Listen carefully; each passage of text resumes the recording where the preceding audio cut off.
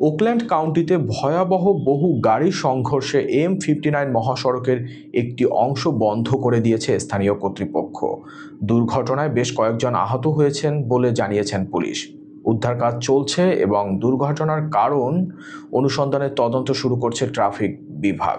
যান চলাচল আপাতত বিকল্প পথে পরিচালিত হচ্ছে।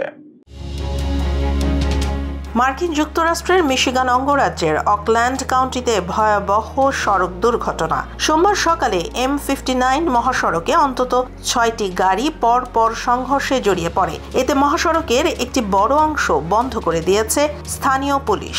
দুর্ঘটনার কারণে দীর্ঘ যানজট সৃষ্টি হয়েছে পুরো এলাকায়।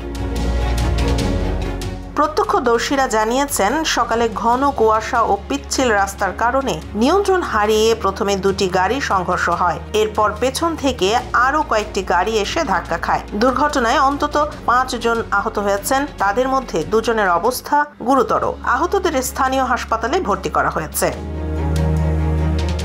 অকল্যান্ড কাউন্টি শেরিফের কার্যালয় জানিয়েছে, ঘটনাস্থলে উদ্ধার তৎপরতা অব্যাহত রয়েছে। ফায়ার সার্ভিস ও হাইওয়ে পেট্রোল সদস্যরা দ্রুত ঘটনাস্থলে পৌঁছে আহতদের উদ্ধার করে নিরাপদ স্থানে সরিয়ে নেয়। মহাসড়কের ক্ষতিগ্রস্ত অংশ মেরামতের কাজ চলছে এবং দুর্ঘটনার সঠিক কারণ জানতে তদন্ত শুরু হয়েছে। পুলিশ চালকদের সতর্কভাবে গাড়ি চালানোর আহ্বান জানিয়েছে এবং দুর্ঘটনাস্থল এড়িয়ে বিকল্প সড়ক ব্যবহার করতে বলেছে।